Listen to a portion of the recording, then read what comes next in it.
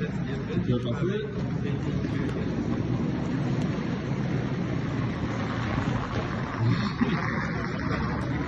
Oké. Dat is de laatste? Die kunnen we ook nog even.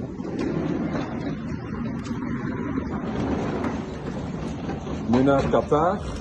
Ja, even naar de zone. Ah, hier rechts, hier rechts, hier rechts. Andrew.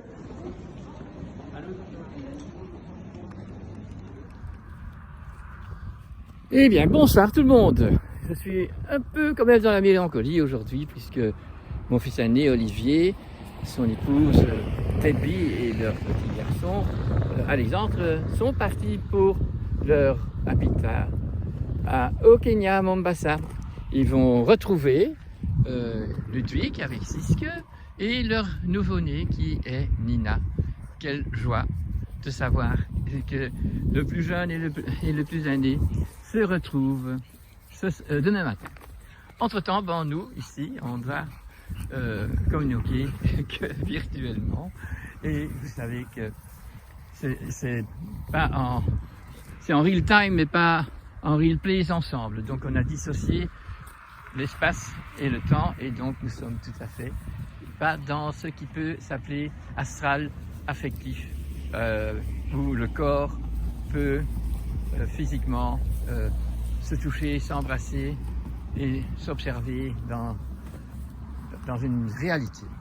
Voilà, nous sommes nouveau dans un problème de réalité de ce qui se passe aujourd'hui. Quel est le réalisme que nous avons autour de nous? Eh bien, c'est une situation où le peuple tout entier se retrouve muselé à devoir suivre des règles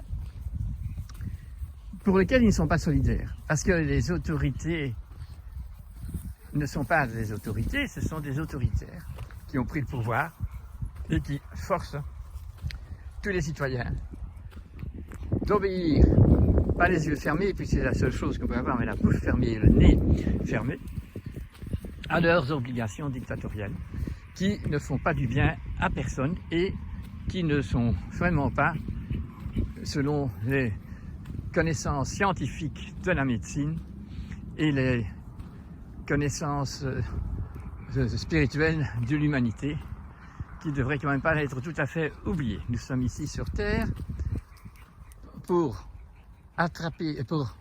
acquérir des vertus qui nous donnent le discernement. Tant qu'il n'y a pas d'amour, nous avons besoin de trouver des vertus et des connaissances qui vont vers la vérité, vers le respect, vers la connaissance universelle. Et que nous devons donc, dans cette situation, en sortir améliorés. Comme tout ce qui se passe quand nous avons une maladie aiguë.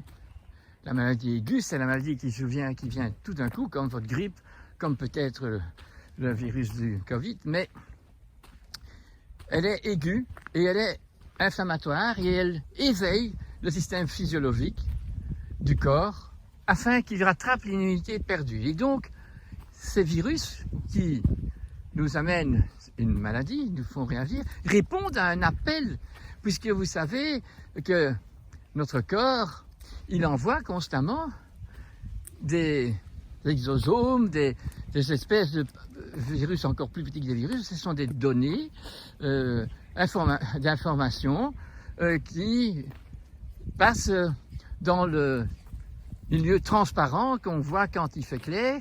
Eh bien, ce qui nous sépare de moi ici, donc mon appareil, et toutes les formes que nous avons devant nous, eh bien, dans cette transparence, il y a la transcendance et il y a la communication.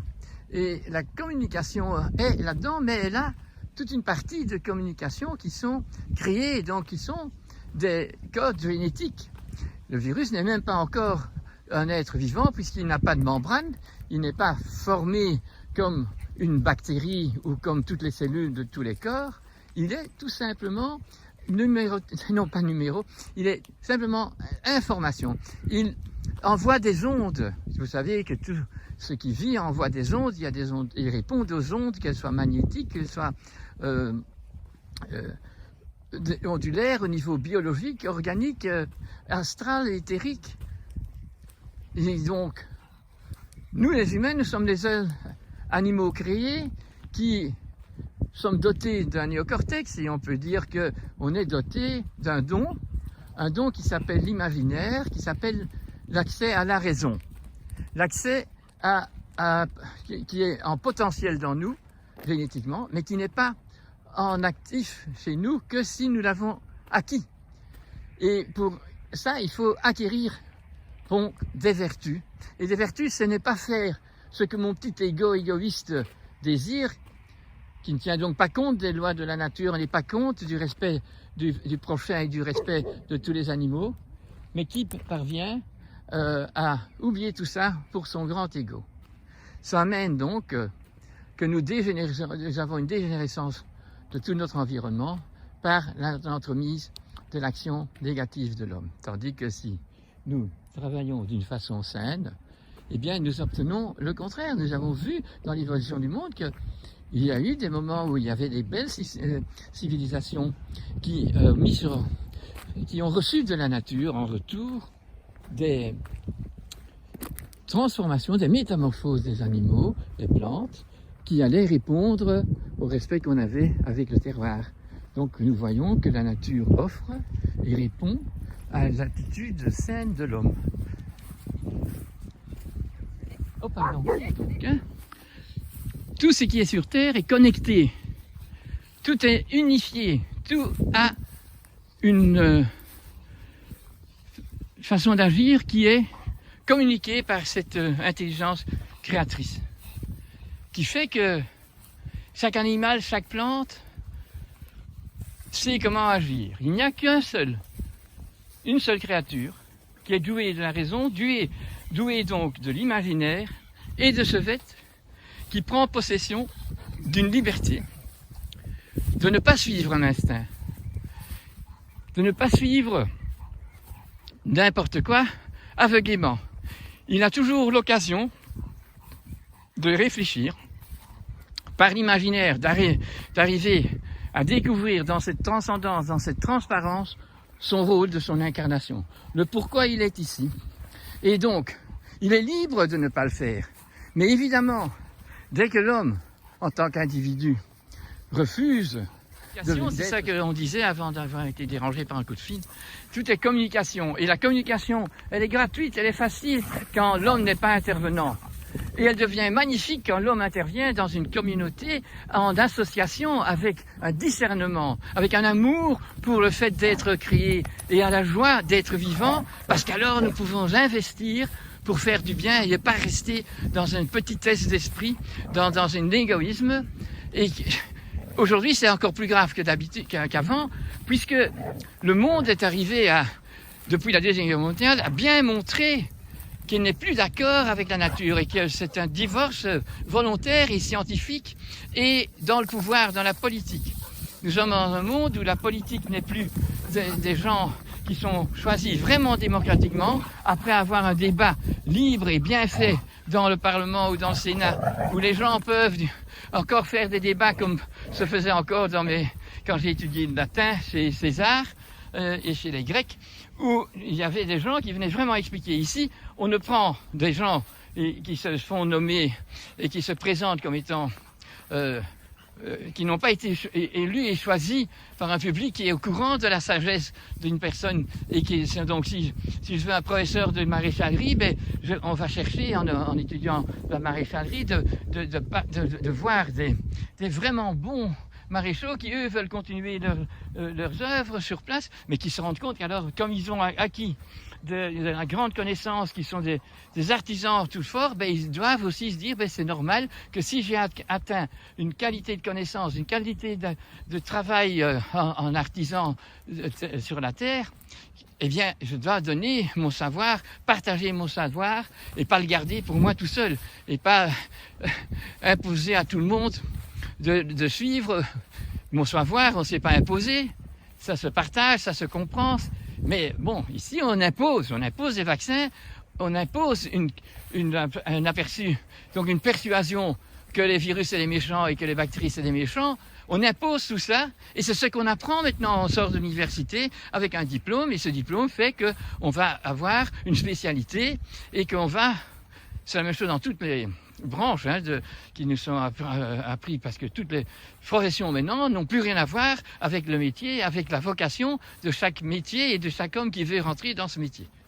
Si on a vu ça, on se rend compte qu'il est grand temps que nous nous associons de nouveau aux lois de la nature et que nous voyons comment on doit faire pour qu'un chien soit content et qu'il obéisse par nature, puisque c'est dans la nature du chien d'être fidèle. Un chien ne s'enfuit pas, il fait partie d'un groupe, il est le compagnon de l'homme qui va faire sur ce chemin-là tout ce que l'homme est en train de mettre en marche. Et s'il fait des choses très sympathiques puisqu'il travaille avec la nature, eh bien nous avons alors des chiens tout à fait dans cet esprit. Et alors, quand on rencontre des gens qui ont des chiens, au lieu d'avoir une panique parce que « gardez vos chiens à la laisse », mais non, on dit bonjour aux gens plutôt que d'engueuler les gens. Et les chiens se disent bonjour entre eux. Ils font peut-être un peu de tintamarre comme protocole pour se dire bonjour. Et alors, ils refont un groupe ensemble où ils organisent des jeux, des pistes. Et dès que un propriétaire part d'un côté, eh bien, ces chiens le suivent tout de suite, même si on ne les appelle pas. Et quand l'autre part de l'autre côté, c'est la même chose. Donc, il y a cette cohérence, la fidélité. Donc, tous les animaux, toutes les plantes ont pas des principes, ont un code génétique qu'ils savent gratuitement et bien faire quand ils sont dans le sauvage. Une fois qu'ils sont domestiqués, qu'ils sont apprivoisés, là, ils vont aller dans le rôle que l'homme se donne sur la planète. Alors, c'est ainsi que si j'ai des moutons à garder, pendant que je me promène avec mes moutons, parce que je sais encore que ce sont des nomades, eh bien, j'aurai un chien berger qui me permet de tenir un plus grand nombre de moutons et de les guider partout où il faut et de dépister s'il y a une brebis, enfin une brebis, c'est pas vraiment celui-là qui s'égare, c'est surtout un agneau peut-être, et on les retrouve et donc il y a une cohérence. Même à ce point que si on est fou et qu'on veut aller avec Gagarine dans un vaisseau spatial, eh bien, il y a le chien qui l'a accompagné et qui a dû boire ses urines transformées, puisque quand on est dans un vaisseau spatial, c'est comme ça, et qu'il a mangé des pilules. Mais bon, ça, c'est parce qu'on fait des choses qui sont aberrantes quelque part, puisque appliquer la science, découvrir par la science et par la connaissance que des ancêtres ont pu savoir, sans avoir un Spoutnik, sans avoir dû aller dans un vaisseau spatial, que la Terre était une boule et que la Lune et que tous les astres sont des boules, et qu'ils ont tous, s'ils ont de la vie sur eux, eh bien, s'il y a de la vie sur eux, eh bien, je me rappelle, moi, d'un de mes gosses, quand on lui montrait une map monde pour son anniversaire, et qu'on expliquait comment c'était, là, mais alors, il s'est mis à pleurer en disant, mais alors, tous les animaux qui vivent au pôle sud, tous ces manchots, eh bien, ils vont tomber, papa. Ils ne savent pas marcher, là, parce que la tête est en bas. Eh bien, non, mon grand. Tu as une intelligence, tu as de l'imagination, au moins. Les autres acceptent ça sans rien dire. Mais c'est parce qu'il y a la force centrifuge. Il y a donc la gravité qui fait que partout, même à l'équateur, on ne marche pas en perpendiculaire à la nature. On est toujours debout, même si physiquement, et qu'on connaît des valeurs scientifiques, eh bien on doit connaître encore plus, parce que cette valeur scientifique exige de trouver la cohérence qui suit.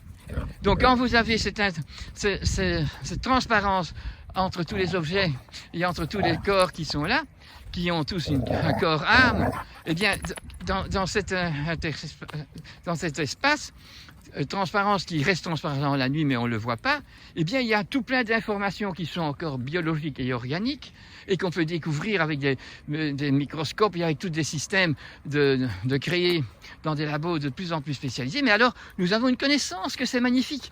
Mais alors, il ne faut pas, quand on a compris, il faut de la sagesse pour appliquer quand c'est bon et d'une façon qui ne détruit pas la nature ni le fondement de l'être humain.